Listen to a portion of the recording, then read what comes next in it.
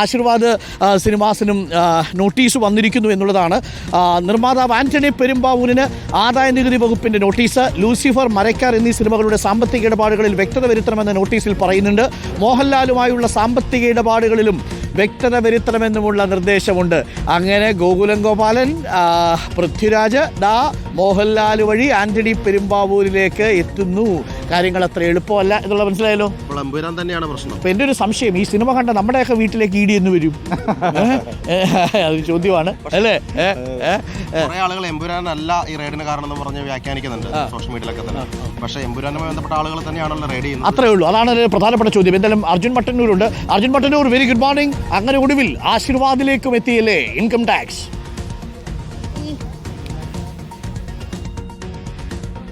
Good morning Arunkumar.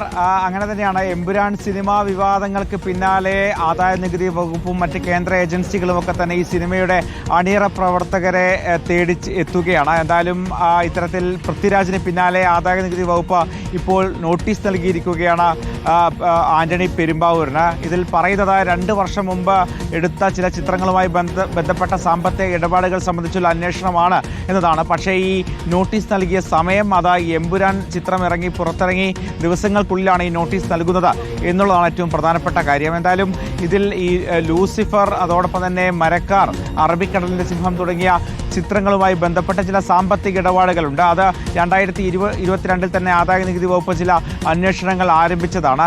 അതിന് പിന്നാലെയാണ് ഇപ്പോൾ അതിൽ കൂടുതൽ വ്യക്തത വരുത്തണം എന്നാവശ്യപ്പെട്ടുകൊണ്ട് അതിൻ്റെ നിർമ്മാതാവായ ആന്റണി പെരുമ്പാവൂരിന് ഇപ്പോൾ ആദായ നികുതി വകുപ്പ് നോട്ടീസ് നൽകിയിരിക്കുന്നത്. മാത്രവുമല്ല, ചില ഓവർസീസ് ഇടപാടുകളുമായി ബന്ധപ്പെട്ടും വ്യക്തത വരുത്താൻ വേണ്ടി ആവശ്യപ്പെട്ടിട്ടുണ്ട്. ഇതിൽ വിദേശത്ത് വെച്ച് മോഹൻലാലിന് ആന്റണി പെരുമ്പാവൂർ 2.5 കോടി രൂപ നൽകിയിട്ടുണ്ട്. ഈ 2.5 കോടി രൂപയുടെ ഉറവിടം സംബന്ധിച്ചും കൃത്യമായ ഒരു വിശദീകരണം നൽകണം എന്നതാണ് ആവശ്യം. എന്തായാലും ഈ മാസം 29-നകം ഇത് സംബന്ധിച്ച് വ്യക്തത വരുത്തണം എന്നുള്ളതാണ് ആദായ നികുതി വകുപ്പിൻ്റെ നിർദ്ദേശം. ഇതിന് ഈ എമ്പുരാൻ ചിത്രവുമായി യാതൊരു ബന്ധവുമില്ല എന്ന് ആദായ നികുതി വകുപ്പ് ഉദ്യോഗസ്ഥരൊക്കെ തന്നെ പറയുന്നുണ്ട്. പക്ഷേ എന്തായാലും ഇത്തരമൊരു നോട്ടീസ് നൽകിയ സമയം, അതിനുണ്ടായ സാഹചര്യം, ഇത് രണ്ടും വളരെ പ്രധാനപ്പെട്ടതാണ്. മാത്രവുമല്ല, ഇതിൽ പൃഥ്വിരാജിന് നോട്ടീസ് നൽകിയ അതേ സമയത്ത് തന്നെയാണ് ഈ ആന്റണി പെരുമ്പാവൂരിന് നോട്ടീസ് നൽകുന്നത്. ഏപ്രിൽ 29-നകം ഈ കാര്യങ്ങളിൽ വ്യക്തത വരുത്തണമെന്നതാണ് ആവശ്യം. നേരത്തെ ഈ ചിത്രങ്ങളുമായി ബന്ധപ്പെട്ട ആദായ നികുതി വകുപ്പ് ഒരു പ്രാഥമികമായ അന്വേഷണം ആരംഭിച്ചിരുന്നു. അതിന്റെ തുടർച്ചയായ ഒരു നടപടിയാണ് ഇതെന്നാണ് പറയുന്നത്. സ്വാഭാവികമായും അതിനുശേഷം ഇപ്പോൾ ആശീർവാദ് സിനിമാസായി, ആന്റണി പെരുമ്പാവൂരായി. ഇനി ഈ സിനിമയുമായി ബന്ധപ്പെട്ട 2 പേരിലേക്ക് മാത്രമേ ചെന്ന് കയറാനുള്ളൂ. അതിലൊന്ന് മുരളി ഗോപിയാണ്. മുരളി ഗോപിയുടെ വീട്ടിൽ പോയാൽ ഇടി അങ്ങോട്ട് പൈസ കൊടുക്കണം എന്നുള്ളതുകൊണ്ട് അങ്ങോട്ട് പോകാനുള്ള സാധ്യതയില്ല. പക്ഷേ മറ്റൊന്നുള്ളത് ഇത് കണ്ട പ്രേക്ഷകരായിരിക്കും അല്ലേ? പ്രേക്ഷകരുടെ വീട്ടിലേക്ക് നോട്ടീസ് വരാനുണ്ട്. സിനിമ കണ്ടായിരുന്നോ അഭിലാഷേ? കാത്തിരുന്നോ?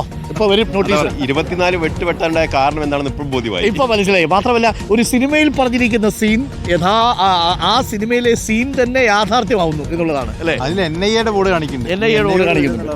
അതെ അതെ. അപ്പൊ സിനിമ കണ്ടായിരുന്നോ? ഫസ്റ്റ് ഷോ കണ്ട 6 മണിക്ക്. അപ്പൊ പ്രത്യേകത നോട്ട് ചെയ്ത് വെച്ചോ. ഈ IT ED ഒക്കെ ഫസ്റ്റ് ഷോ കണ്ട കക്ഷിയാണ് നിൽക്കുന്നത്. നോട്ടീസ് അയച്ചു തുടങ്ങുമ്പോൾ അവിടുന്ന് തുടങ്ങും.